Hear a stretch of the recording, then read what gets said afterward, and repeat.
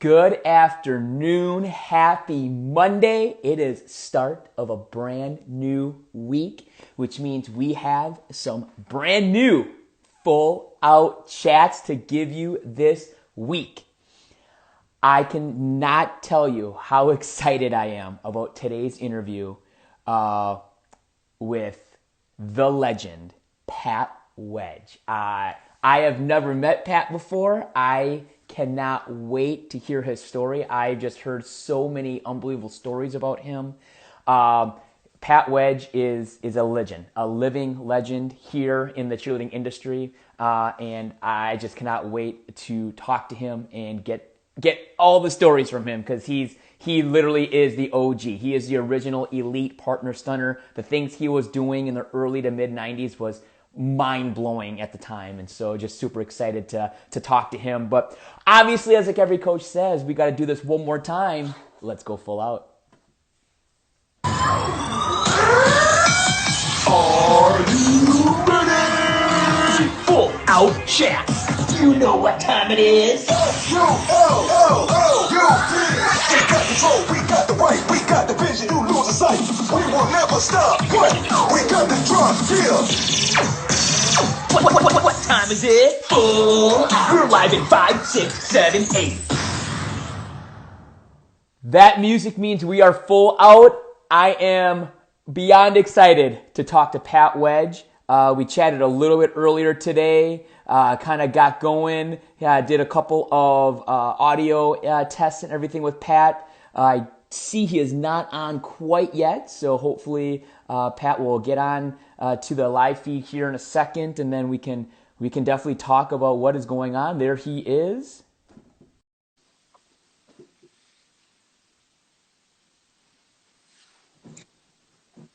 Pat. Hey, what's up? I have been looking forward to this interview seriously for weeks. I cannot thank you enough for responding to my random Facebook message to you. You had no idea who I was, and just for accepting this interview to talk about you and talk about your cheerleading career. Well, thanks, man. I'm looking forward to it. It's a fun trip down memory lane, you know. I mean, all I can say is, can you please just start from the beginning? Like, where did you grow up? How did you get into cheerleading? All that good stuff. What other sports did you play? Just start from the beginning and kind of tell us your roots and where you came from. All right. Well, I grew up in a little town out in California called San Marcos, California, and a couple of my buddies this was back in the '80s. Some of my high school, college football friends dressed up as lady cheerleaders. They called them the Flag Boys, and they put balloons in their shirts, wigs, and they went out and did kind of pep rallies and got the crowd going. They were the real popular football players. That was like my freshman and sophomore year. By my senior year, those gentlemen were coming out in polo shorts, coaching shorts and a polo shirt, and doing the real basic lifts. And in high school, I did track. I was very tall and skinny, 6'4", 165 pounds when I graduated high school. And a couple of my buddies, Jimmy Terrell and Rob Rubidoux, they were the middle linebacker and the quarterback of the football team. And they got started, and we called it show cheer because they did all this showing of these stunts and tricks and everything. They got that going, and then they went over to a little community college called Palomar College in San Marcos, California. And I was walking by cheerleading practice one night on the way to one of my classes, and I stopped off and recognized the guys out there, and their girlfriends pulled me over and said, "Oh, hey, Rob and Jimmy are trying to get this started here at Palomar. They need some more guys." And I'm like, there's no way I could do that. Mm-hmm. Rob and Jimmy, they're both big, strong. They've got muscles, all that kind of stuff. And they said, well, this guy named Steve Grod's doing it. And Steve Grod's a good buddy of mine from high school. He was 5'4", 125 pounds soaking wet. And I looked at them and I said, if Steve can do it, I can do it. Mm-hmm. So out of high school, you went straight to Palomar, correct? I went straight to Palomar. I didn't even take the SAT or any of those tests to get out of school because my career, my stepdad at the time, Oh, sorry about was a that. general. That's all right. Yeah. Was a general contractor, so I was just going to go off into the construction world. Sure. So I didn't do anything, and the thing that kind of took me on to college is my senior year in high school. I broke the high jump record at our school. It had been standing for 20 years. I broke that record and decided I'm going to go to the junior college and do track. So I kind of went over there. And so did you end up joining the track team at Palomar then? I did. I ran 2 years there, and from that experience, it kind of opened the doors to an international track team that I was on, and we toured. We went to Tahiti, we went to China, Hong Kong, and competed over there for 2 weeks. 1 week, one summer, 1 week the next summer. Yeah. Oh wow! So track and field was obviously a sport that you really excelled at, and was track and field kind of your first love for a sport? It was. I grew up playing baseball and then decided in junior high to kind of go the track and field route and became a high jumper. And I've always been one that I took a couple classes in middle school and high school that really focused on the mindset of athletes and totally changed my life. Ken Franklin was my high jump coach, and he came to me my junior year going into my senior year, and he said, "Hey, I've got this class. It's called decision making. And it really, really helps you kind of connect your mind to your body. And being an athlete like you are, this would be a great class for you." And I said, "Okay, cool, coach. I'll give it a shot." Mm-hmm. He says, "I just want to warn you, though, that it is a freshman required class. So you will be a senior in a class of freshmen." Yeah. I said, "That's okay. If it's going to help me, I'll give it a go." Mm-hmm. So I did that, really kind of really set the stage for my life, basically. Mm-hmm. that one class. And being goal driven, I took an old crossbar, a high jump crossbar, and I hung it in my bedroom at 6'7". The high jump record was 6'6". So every morning I'd wake up, I'd see that bar, just get used to looking at it. And it's funny, when I went, that picture there is in Tahiti. And when I went to Tahiti to jump, everything was in the metric system. And we had a pole vaulter that was supposed to destroy everybody. He was out of Colorado. I can't remember his name at the time. But he was supposed to just really, beat these guys by almost like a foot. But he was so caught up on trying to convert the measurement so he knew how high it was. And I just kept saying, "Hey, just get over it. You know what you're doing. Just get over it." And he ended up taking third place in the pole vault. And then it got going. There was one other really good guy there from the island of Tahiti that was supposed to be a really good jumper. And we kind of were going head to head. And my best jump prior to going to Tahiti was 6'8". And as we're jumping, I told anybody and everybody around me, "If you tell me how high it is, I'm going to punch you right in the knee." I don't care if you're male or female. I don't need to know how high it is. All I need to know is when I land on the mat, if the bar is still up, I made it. You're good. And I ended up jumping. My best ever at that time was 6'10". So I took first place down there and had a blast. It was a lot of fun. The next year we went to Red China, or over to Hong Kong, and competed in a monsoon over there. And to this day, I'm still great friends with a really good friend that I met at the time. He was a world-class sprinter at a high school across town from me. His name is Troy Koretich. He went to the Olympic trials for the 220. And the only reason he wasn't in the Olympics is he pulled a hamstring in the race that he was running for the trials. So you're doing all the track and field. You're doing all this while you're at Palomar, correct? Yes, I went to Palomar. I got a little overwhelmed. I was going to class 2 days a week, all day long, because I was working construction. I was on the track team. I had a workout class, and then I was also, when I became a cheerleader, we practiced 2 nights a week, and the dive team came by, the gymnastics class, and they started asking for some people that were on a cheer team because I knew cheerleaders had a gymnastic background.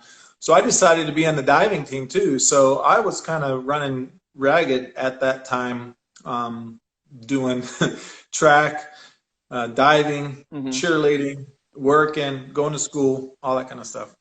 Multitasking. So for those of you joining us here, I am with Pat Wedge. Pat will be happy to answer any questions that you may have for him. At the bottom of the screen, just tap the question mark down there and send us any questions. And if there's any questions, Pat will be happy to answer them later. So you're at Palomar. You are basically doing everything, as you explained. You're a student, you're a multiple sport athlete. But then kind of, do you know the moment when kind of cheerleading took over your life? Yeah, I would have to say when I made the team at Palomar, they kept talking about, hey, there's you look just like Big Jim from camp. And I'm like, what is this camp? Who's this Big Jim guy? So we ended up going to UCA summer camp that year. And all we had really known before we went to camp is the gentleman, I'm the base in that picture there, that diamond head. And the gentleman on top, he was the one that was kind of teaching us stuff, and all we really knew was what he was teaching us. So we went to camp, and the doors of stunting just kind of got busted off the hinges. And right then and there, I was just blown away at what these people could do. Yeah. You know, seeing a little bit here and there on videos or, you know, cassette tapes at the time, and pictures had, you know, I had no clue what it was really like until I saw it face to face. And then that week at camp, 3 guys and 3 girls on our team got applications to work UCA staff. So right then and there, that's when I really decided, hey, you know what, I'm really liking this. Yeah, those are some early stunts that we did. And so I'm really liking this. I'm going to really push myself, and started trying to be, in my mind, I wanted to be the best guy on our team. And then when I felt I made that achievement, accomplished that, I was like, oh, you know, I want to be one of the better guys around in this cheerleading thing. And of course, we're in this little bitty town, one team, we went to camp, we saw all these people, so it kind of opened up the doors of creativity at the time. You know, this is 86, 87. And so we started, you know, learned how to do a QP on one hand, on my right hand, and then I was like, well, what about doing it in the left hand? And everybody's like, no, you can't do that. So I was like, why not? You know, it's just going to take a little bit of extra practice. And then I thought it'd be real crazy. What if you could pop it over? And of course, that was just the only time I thought of that. And then about 3 years later, we were doing that as well. But so it just kind of opened up. You know, being on UCA staff and going to work week. It was funny because the 3 guys and 3 girls were from my team. We get there and they're like, hey, let's just stay in our little group and this, that, and the other. And I'm like, okay. So we start stunting at lunchtime. And then all of a sudden I look over, I see this crazy stunt go up, and I'm like, I'll be right back. So I go over there and start talking to them. I learn how to do that stunt, and then it just kind of a can of worms. Yep. The old rabbit hole in cheerleading opened up right there, and then that's just when it kind of started going crazy. I think it's very funny you talk about how you went to UCA camp, and that's kind of where it like blew your mind, because I think for a lot of guys that start cheerleading really in college, that's kind of what happened. And Mark Coleman, who's the head coach at Morehead State now, and Tony Nash, who's the coach at Indiana University, they both mentioned you. That they said they saw you do they saw you do a full-up QP, and it blew their mind.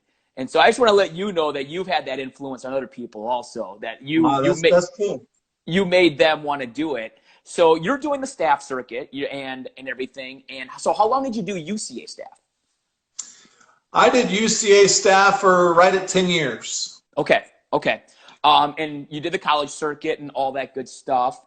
And so then after, what happened at Palomar? Did you end up like leaving Palomar, graduating from Palomar, and kind of what was the plan after Palomar? Yeah, I was at Palomar College, and I mentioned a gentleman, Rob.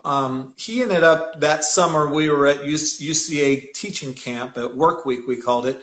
He ended up getting recruited to the University of Kentucky. So he went there.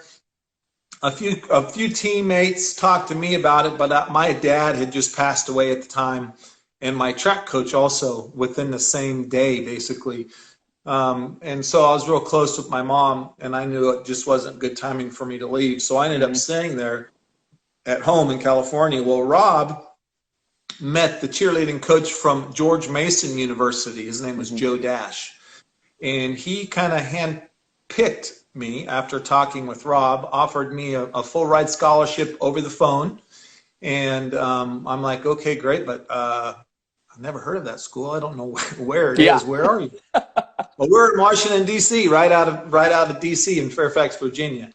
So I'm like, well, you know, it all sounds great and dandy and all, but I've never been there. I'd love to see it. He's okay, I'll fly you out. So he flew me out for a week, had a great time, and became really good friends with my college roommate for a couple of years, who Bill Seeley, who's now the president of varsity. He is El Presidente. I was going to ask. I was putting the math together. I'm like, I bet you Pat cheered with Bill. Yeah, Bill and I have the same tattoo on our ankle together. After George Mason won the team nationals, him, myself, and Kevin Manbeck all got George Mason national champion, GMU national championship tattoos. And yeah, it was a lot of fun. Of course, I always joke with Bill. I've got, you know, it was fun reminiscing, going through all these albums when he asked for some pictures. Yeah. I've got quite a few pictures that I probably should just make sure they don't leave my photo out from the college days. You know, going to college back before, you know, cell phones and YouTube was around, probably kept a lot of us out of some major trouble. So we'll just kind of leave it at that. Again, we're here with Pat Wedge, talking about going to George Mason University. So going from West Coast to East Coast, I'm sure was quite the move for you. And I know that Bill still brings it up a lot because, I mean, at the time, you guys are competing against Morehead State. I mean, Morehead is, even then, I mean, they had already established themselves as this awesome program, which it still is today. They had some amazing partner stunters. You know, Mike Pear, who went on to Kentucky and won a partner stunt. Mike Cooper. Cooper and I became the best of friends and taught UCA elite class for many summers together. And then at Mason, we won 1990. We won the national championship, and I think that was probably we were the last team to win before Morehead went on its 20-year reign of wins. So, and then in '92.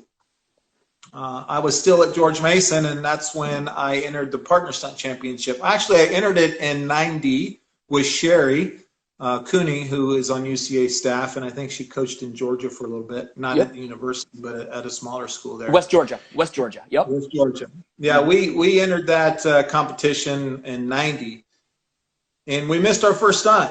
First stunt was a toss one arm live. It kind of went up, kind of collapsed on me, came down, and we finished up the routine. But it was kind of a downer for me mentally, and then decided to give it a go again in '92. And that's when I took Jody Baglino and I went and we did the partner stunt, and that's the first year I won my first championship. And is that at South Carolina, or is that still at George Mason? No, that's still at George Mason. Okay. So in '92 we were there. We won the partner stunt championship, and my partner from George Mason went down to University of South Carolina. Her name was Erin, and Erin went down there, and we communicated. I mean, I'm 6'4", she was like 5'10", so you know we were great friends throughout the school year and partners. And she went down, and she's like, "Hey, I really miss all the fun stunts that I did with you. You know, I've got a good partner down here, but it's not Pat Wedge." And I said, "Okay, well, we'll come down." So me and my two roommates at the time, Chris McDougall and Kane Crawford, hopped in a car and drove down to South Carolina, kind of met Bill Boggs, and they were actually going through nationals practice. So we just kind of sat back and watched nationals practice. And he's like, hey, you guys want to get in there? And we're like, well, hey, this is your national routine. He's like, that's all right. I'm going to throw you in there here, do this, do that. So he threw us all in the routine, and we just were on cloud nine and had a blast.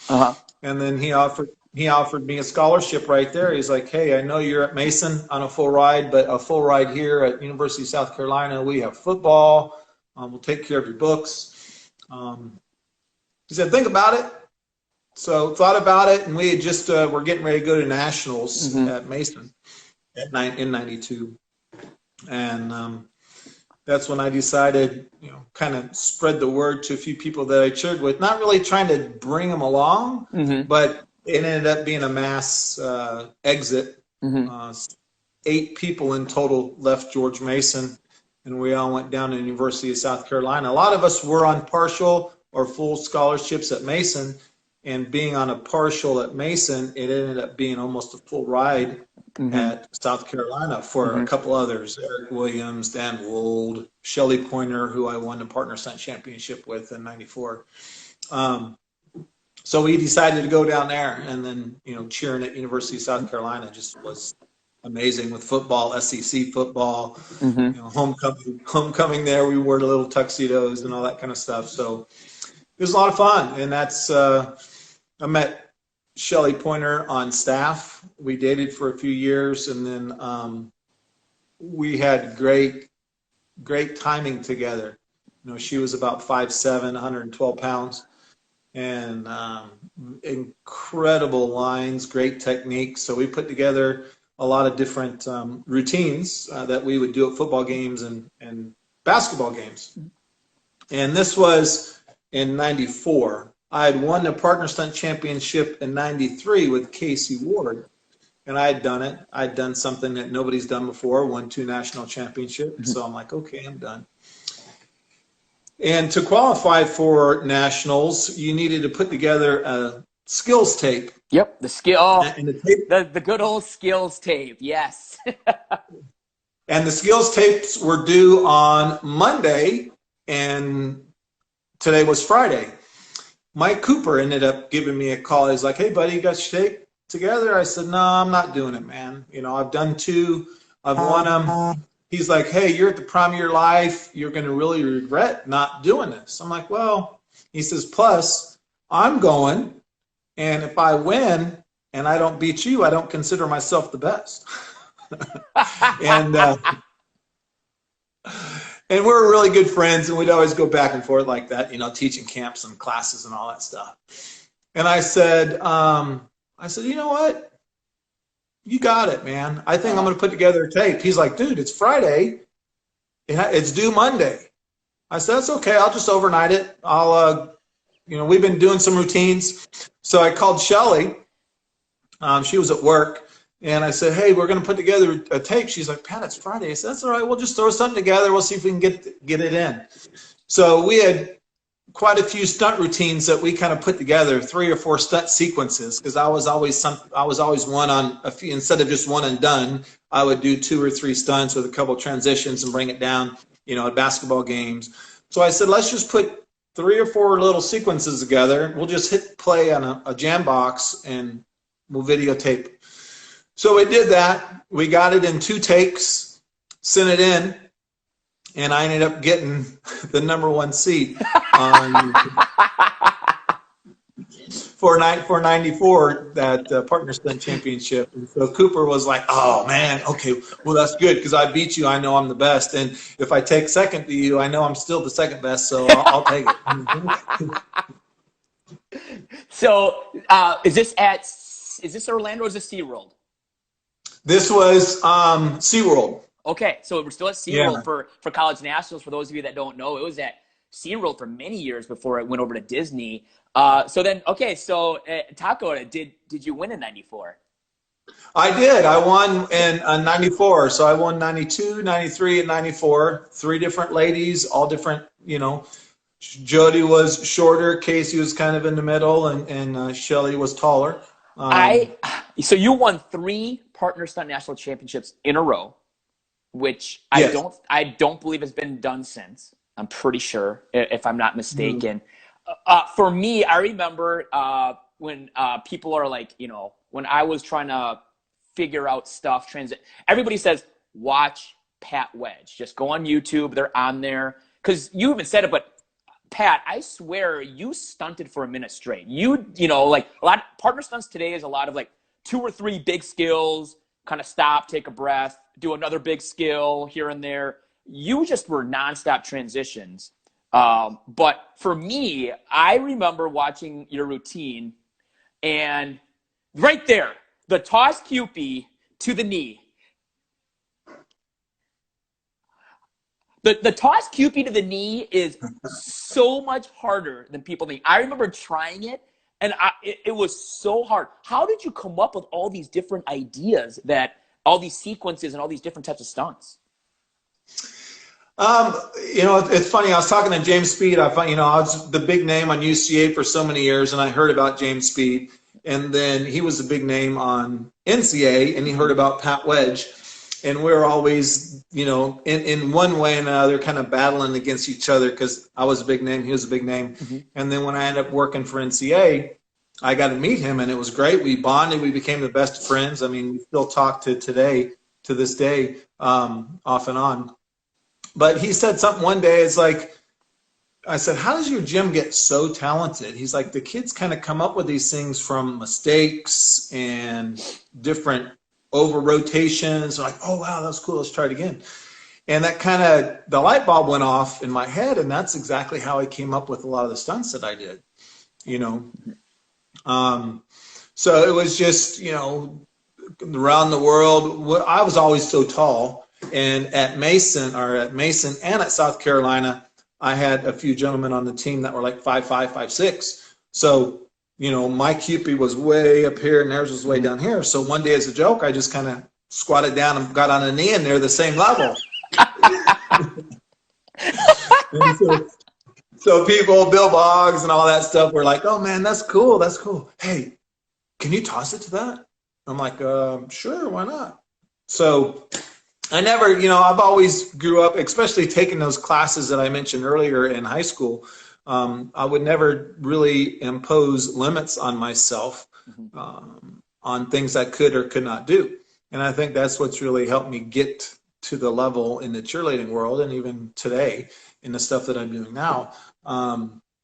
Because I don't want to say I see myself doing it before it happens, but I try not to place that lid on top of my skills or talents or abilities.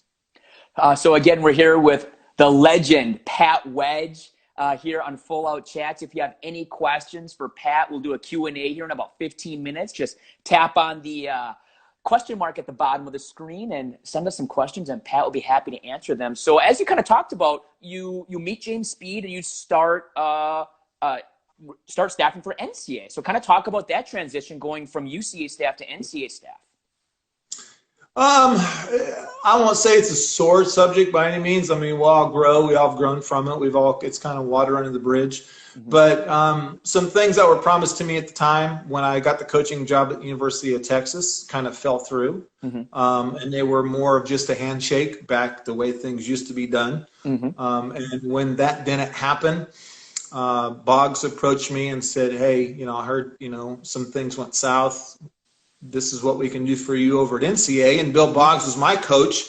And of course, all of us on UCA staff gave Bill Boggs a really hard time when he left UCA and started running the college program at NCA. Because, a lot of people don't know. It's been a while now that UCA and NCA has been under varsity. UCA and NCA, that was a bitter rivalry for many, many years. Yes.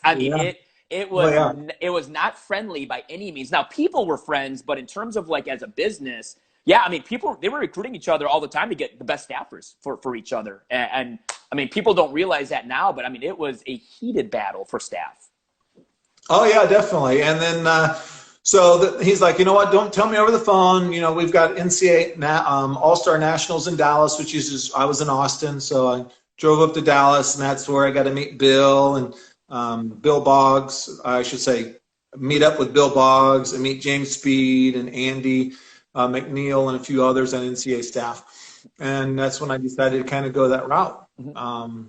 so I started working NCA staff, and the pictures you have up now kind of came out of a mutual friend that we had. She was in Germany, and she hooked us up with this DTB gala in 1998.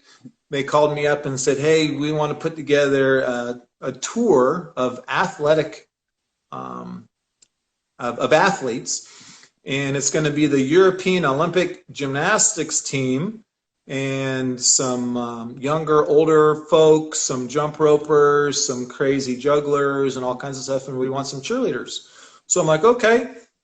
They're like, they all need to be in college, so I got on the phone, started calling some friends, like, hey, you want to go to Germany? All expense paid, let's go over there. And they said, okay, no problem. We have 2 spots for you. We want you to come up with 2 routines, and they need to be 10 minutes long. And we're like, what? 10 minutes? 10 minutes? 10 minutes? That's your time slot. And I said, well, hold on a second. I said, the things that we do over here in the U.S., they're only like 2.5 minutes long. Well, you've got a 10-minute time slot, and we need to fill it up. So I had a buddy of mine mix me 2 mixes of music. One was 7.5 minutes long, and one was 8 minutes long. And on our plane ride, we all met in Atlanta airport, and there were some people I didn't even know that, you know, I'd talk with Leroy McCullough, who I cheered with, and we had a monster basket toss together. I was going to say, that was, it looks like Leroy. Is that Leroy in that picture? Yeah, that's awesome. Leroy. That's Leroy up front. So we went over, and he's coaching the USA team now, so that's awesome. Yep. So, you know, there were a lot of people that I met for the first time in the airport in Atlanta. So I gave music to one gentleman. He had his earbuds on, and he made up the routine on the flight from USA to Germany. We landed in Germany. We got to stay in the German Olympic Village. Oh, that's cool. And so we had 3 days there, and we put together 2 8-minute routines in 3 minutes and just toured. We were like rock stars. It was, I would have to say everybody that is in that picture would probably agree with me. That was the best trip I could ever imagine being on. Everything was taken care of. They even gave us he gave me a big old envelope of money to disperse to everybody. So everything was paid for. We had spending money. Every day we were in a different town. We were the grand finale of the show. I mean, we're touring with the European Olympic gymnasts down there you see in the bottom. I can't remember their names, but they went to the Olympic. We're hanging out with them every night, drinking beer and all this kind of stuff. And it was funny. One of the kids, Russell Miller, who cheered at Cheer Athletics in Dallas, he came down and cheered for me at University of Texas. He went with us on this trip. This is like the early days of all-star cheerleading, just starting. Yes. Then. Yeah. Yes, just starting. So we're sitting there, and this is like day 3. We're in Munich, and I'm sitting there talking to Russell, and we're in this old German restaurant with red and white tablecloths. They bring out this plate of food that, you know, 3 guys have to bring in. They set it on all the tables. We're all in there, you know, drinking these big old beers and stuff. And I looked at Russell and I said, hey, man, see that dance floor over there? I said, this is day 3. I said, everyone's having a great time. I said, by midnight, we'll be out all dancing on the dance floor. He's like, no way, coach. There's 14-year-old kids here. There's 85-year-old guys here. He says, no way.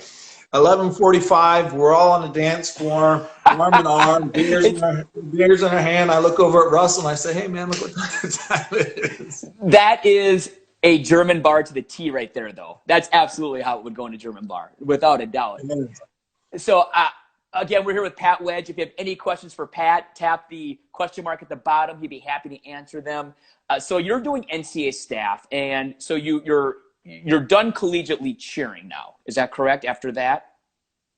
Yes, I was done. You know, I kind of drug on my college career in the cheer world. I really enjoyed it and drug it out as far as I could. But once I was done, I finished up my cheerleading teaching with NCA. Mm-hmm. And well, first of all, you know, we have a couple of, you know, you kind of finish up your career with NCA and NCA staff. Did you get into coaching at all? Yes, I ended up coaching at the University of Texas. Okay. A really good friend of mine on UCA staff named Billy Pope, he was there, and I was always their buddy instructor. Mm-hmm. when we would teach college camps. And then he let me know, he's like, hey man, I'm leaving next year. The kids love you. You should, give me your resume. So I went over there and gave him that information and ended up getting the coaching job. So in '96, I graduated University of South Carolina in '95. I moved home to California. I think I sent a couple pictures to you. I coached at San Marcos High School. Every year I'd go back at Christmas and I'd help out. Barbara Dolan was a cheerleading coach back when I got started with the Flag Boys, I should say, back when the Flag Boys got started. And then every year we would go back and help her on our Christmas breaks. Rob would from Kentucky, then I would from George Mason. Well, I ended up going back out there and getting the coaching job at San Marcos High School and took them to college nationals, or I should say high school nationals. And the best they had ever finished before was 5th place. And I told the kids that if they do place better than 5th, I'd let them shave my head bald. And they took 3rd place. Nice. It's amazing how a little motivation will get those kids to do what you want them to do.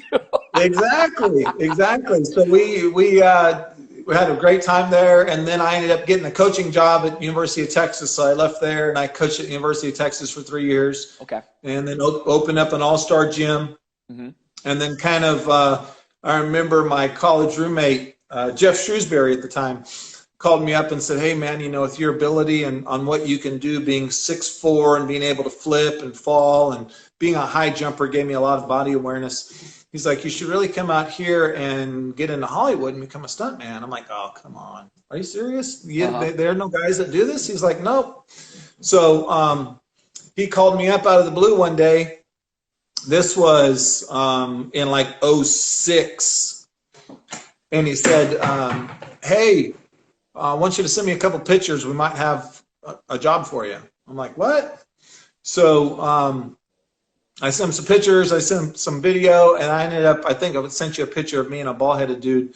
Was my first commercial. I did a round-off back handstring back tuck, and I doubled that gentleman for Boatman's Bank commercial. So I kind of I ended up getting my SAG card on that one thing because they didn't have, that guy was 6'3", and they didn't have anybody that could do what they wanted him to do.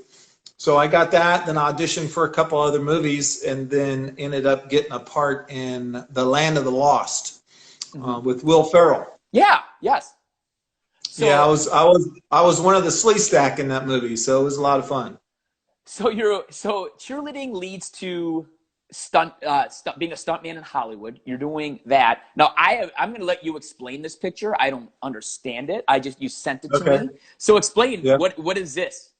So I think there was one other one I might have sent. If I didn't, I just sent this one. What they do is they put a bald cap on me, and they cover my entire body with the pink stuff that when you go to the dentist and you bite into that cast. Yep. So they covered my whole body, my head, what you see there with that pink stuff. And then that picture is casting material, like if you broke your arm.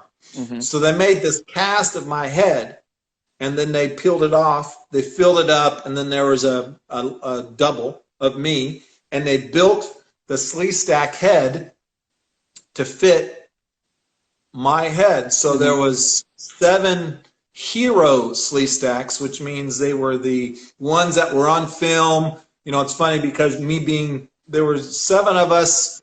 We all were between 6 foot and 6'5".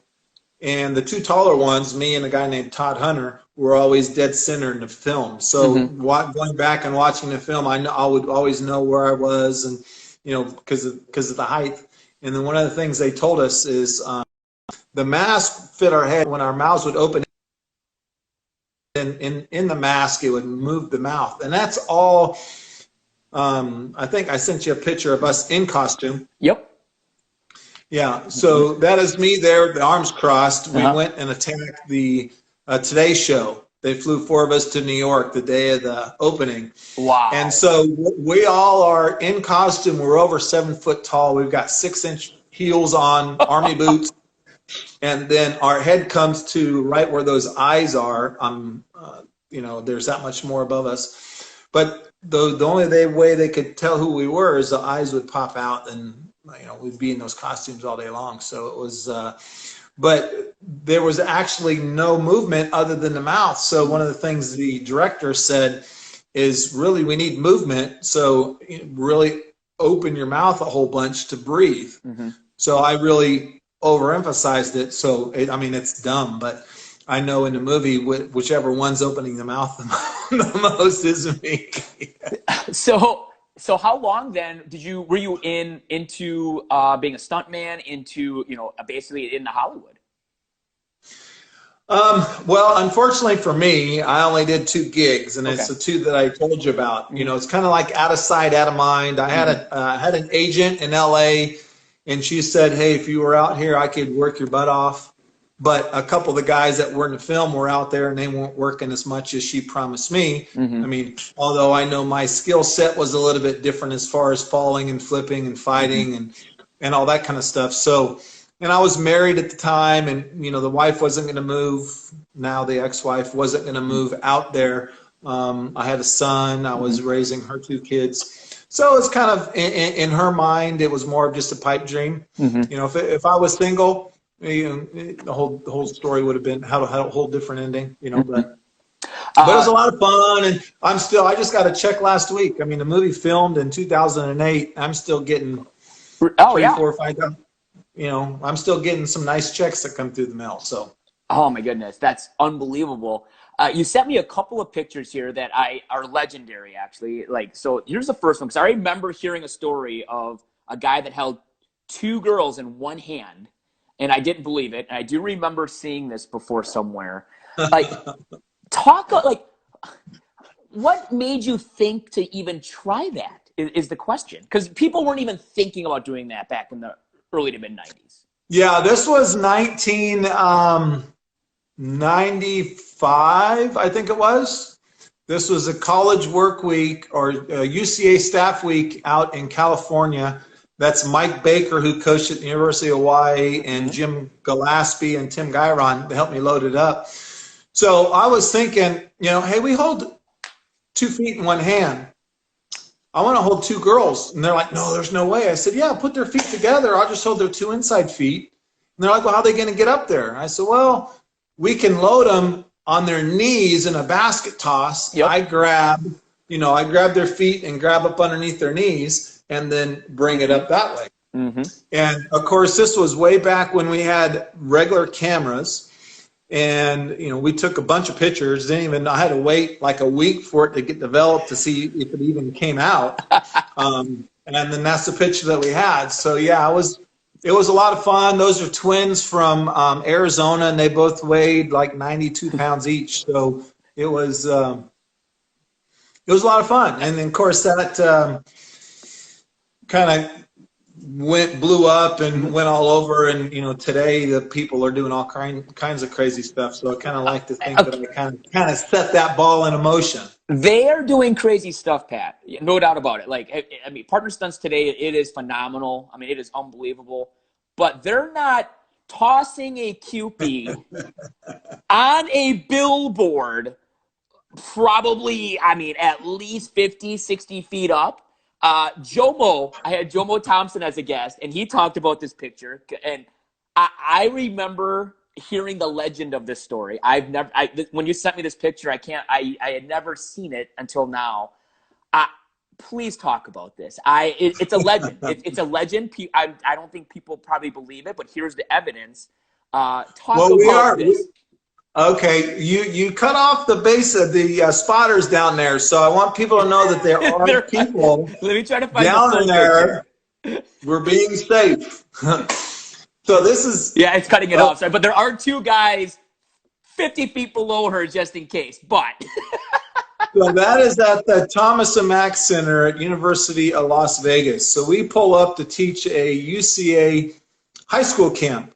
And we're staying in the dorms right next to that. And it's just something I always did. I would always, walk into the dorm room, check it all out, open up the back window, maybe open the window to get some airflow through. I open the window up, and I see that sign. And I go, hey, Shelly, come here. So she walks over. I say, hey, we're going to do a QP on that sign. She goes, okay. I was like, oh, okay. I said, okay, well, let's do it at the end of camp.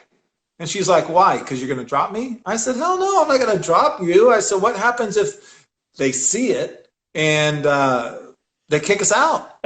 We messed up the UCA camp. You think they're going to come after us for that, you know, the amount of money that they lost? And she says, okay.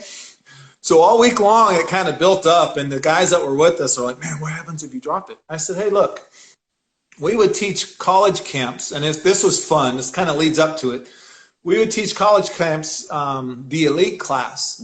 And everybody that was in my elite class knows of the slush fund. And the slush fund came about, being the elite stunt class, we would always try to make the stunts look very easy, right? And part of that is not moving.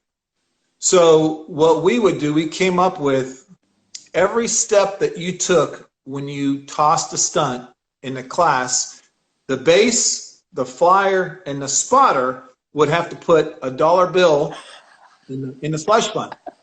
And then the elite class would go at the end of the week and kind of drink off all that stuff. So we got to a point to where we weren't stepping at all. And it took quite a while. And so then I really challenged myself. I know I sent you another picture too, but I would always do stunts everywhere on 3 telephone poles, you know, at the beach, and that on a big old hot dog on top of a building in Tennessee, on a bridge, you know. So this was obviously the pinnacle. And so I look up there and I said, look, we can just stand right there. That platform that I'm standing on, we could not face the camera and stand like a co-ed stunt would start. It wasn't that wide. It was probably maybe 2 feet wide. So we had to turn to the side. We tossed it up. I turned back to the front. They took the picture. I turned back and brought her down. So you didn't do a hands Cupid. You tossed the Cupid, first of all. No. I did toss. I tossed the hands. Okay. I turned to the front, and then I pressed it up. Yeah. Again, this story is a legend in the cheer world. Again, Jomo, my second guest, Jomo talked about this. There's multiple comments coming up right now. Cheer Athletics Austin and the GOAT.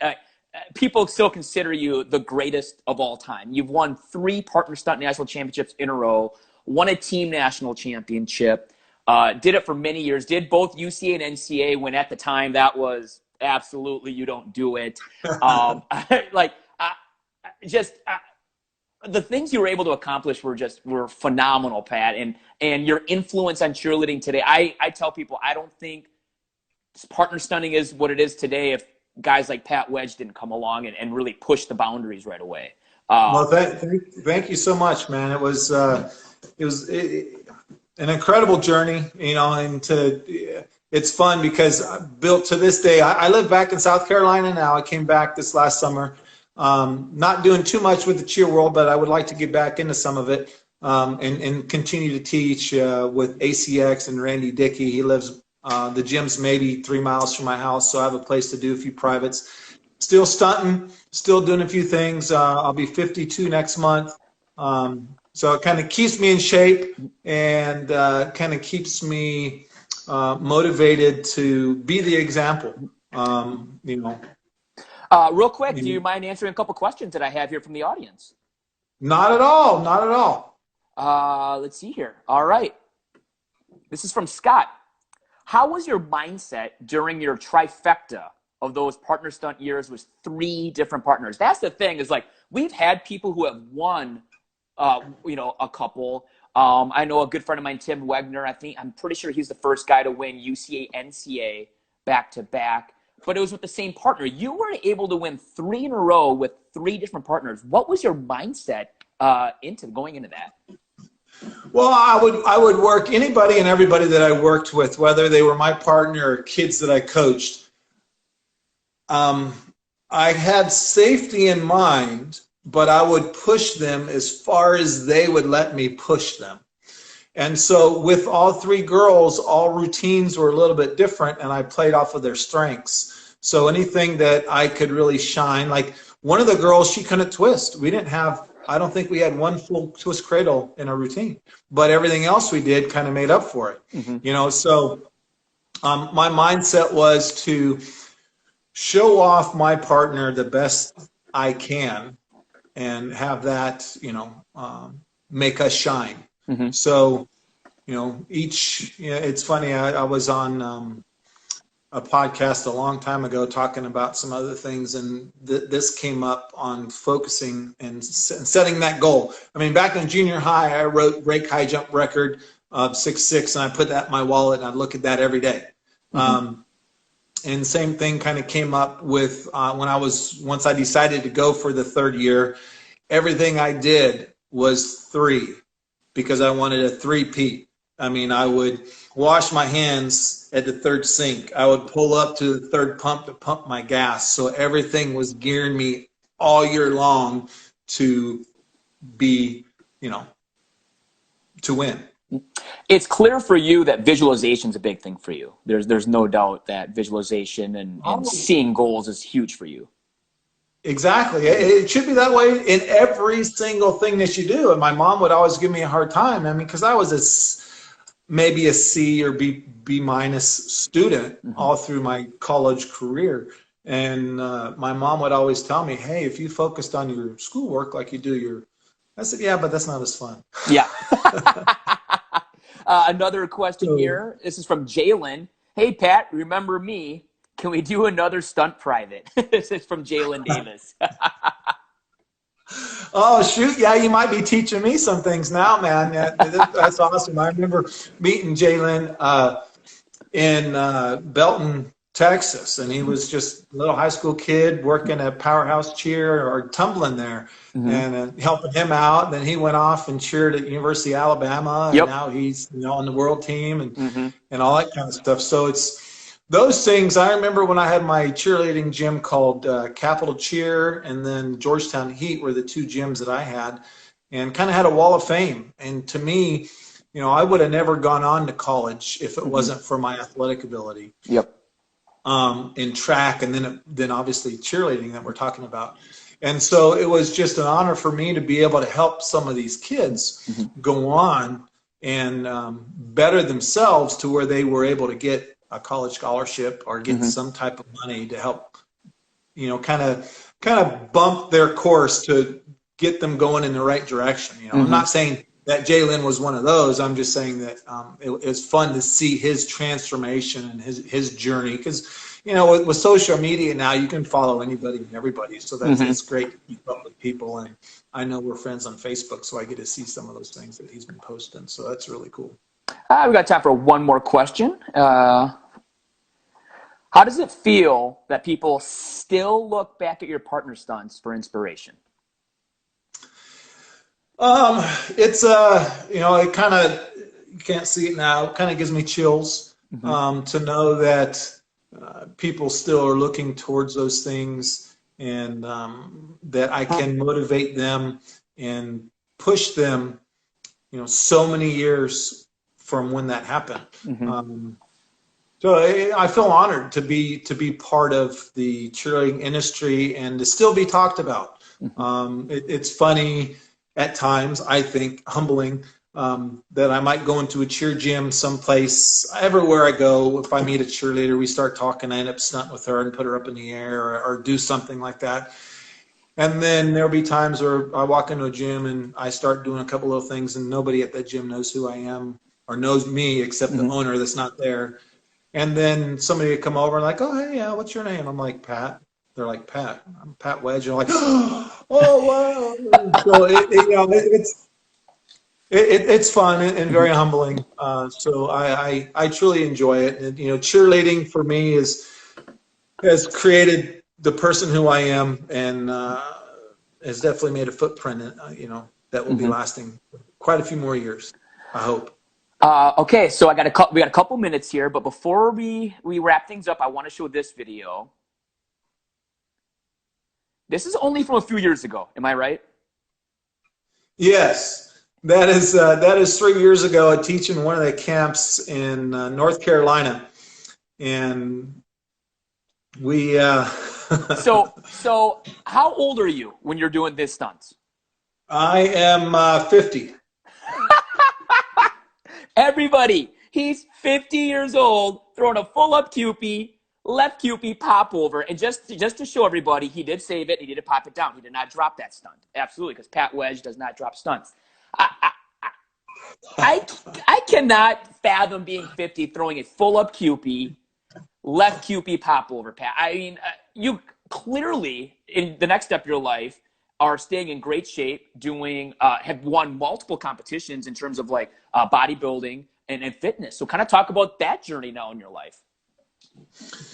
Well, I've always been athletic. Well, thank you very much for that lead in, and you know, trying to be the example is kind of what keeps me going, right? So I've always worked out. I've always taken products. My college roommate introduced me to a company called Isogenics 4 years ago.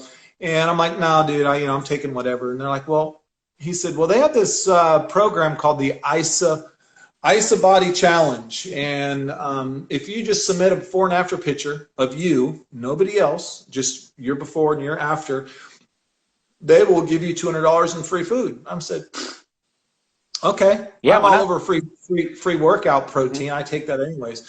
So I started taking it. Crazy things started happening. I started really leaning up, started getting stronger in the gym. My own cholesterol dropped by about 60 points. So I reached out to my brother, told him about it. His dropped by 80 points. He lost 35 pounds. I didn't have any weight to lose. I was just taking it because I was doing the product. I wanted to work out.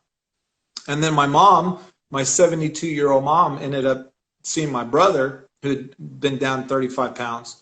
So my mom decided to start it. My mom and brother both lost over 30 pounds in 3 months without 1 minute of exercise. So kind of knew I had my hands on something. So I really have enjoyed that.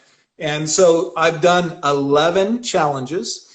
And as I'm going, one of my mentors in Isogenics, Jennifer Trinkner, she has been a fitness model. She's been Miss Bikini USA.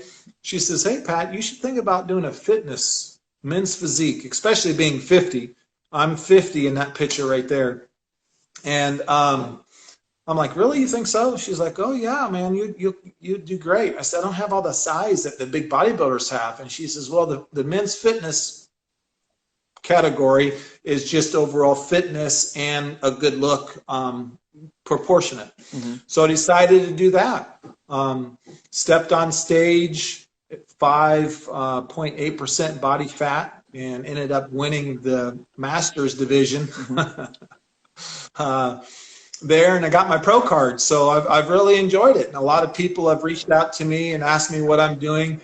I know a gentleman that I cheered with at the University of South Carolina, Tim Brown. He saw that picture. He says, all right, coach. He says, you're older than me. You got me by about 5 or 6 years. What are you doing? I told him about it.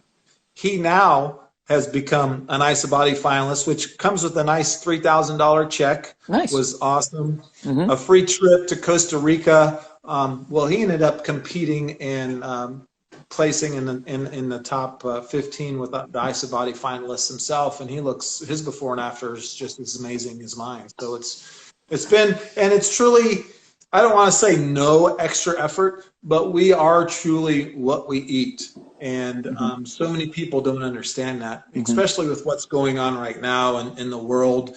You know, the people that it seems that the virus is kind of attacking certain demographics. And if you look at a lot of that stuff, you know, they're not the healthiest. Yes.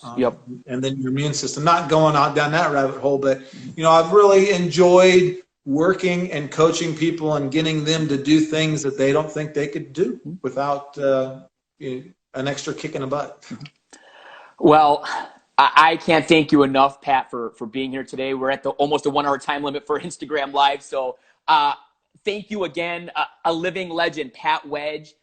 Thank you. I hope to have you again. I'm sure you have more stories you would love to share. So, well, hey, it's been a pleasure. You know, walking down memory lane, looking through all those photo albums was a lot of fun. So I thank you for that. And, you know, always like to tell people, hey, get your edge with Pat Wedge.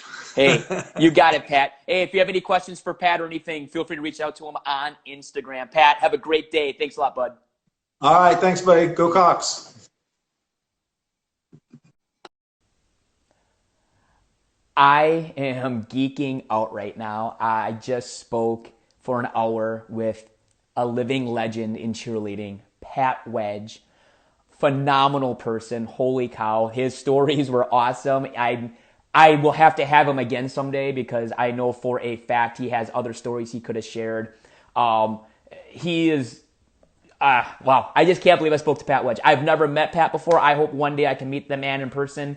But the things that he has done for cheerleading, like I said, what he did in partner stunting is phenomenal. Like, we wouldn't be doing the stuff we're doing today if it wasn't for guys like Pat Wedge, who really pushed the envelope. 3 times in a row won partner stunt national championships with 3 different partners. That, I'm pretty sure that will never be done. It will never be done again. That is just phenomenal. So I cannot thank Pat enough for his time today. Again, Pat Wedge, get your edge with Wedge. I love it. I mean, he's just a phenomenal person, a true innovator in our industry, somebody that I look up to. I had heard so many stories about, but I just knew, like, I just had to get him on here one day. But tomorrow, for those of you joining, tomorrow we are changing things up a little bit.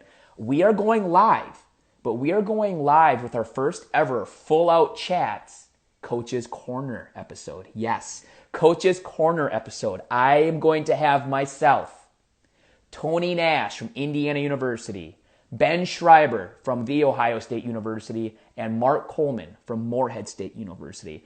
Us 4 are getting together to talk about the state of cheerleading as it is right now, college cheerleading, what coaches are doing, what our mindsets are going into the summer and into next year with everything going on with the coronavirus.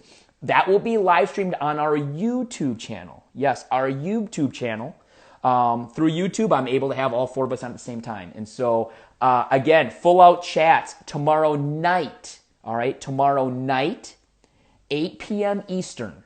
Okay, 8 p.m. Eastern, our first ever Coach's Corner episode with Tony Nash, Ben Schreiber, and Mark Coleman. Cannot wait to see what that's going to be like.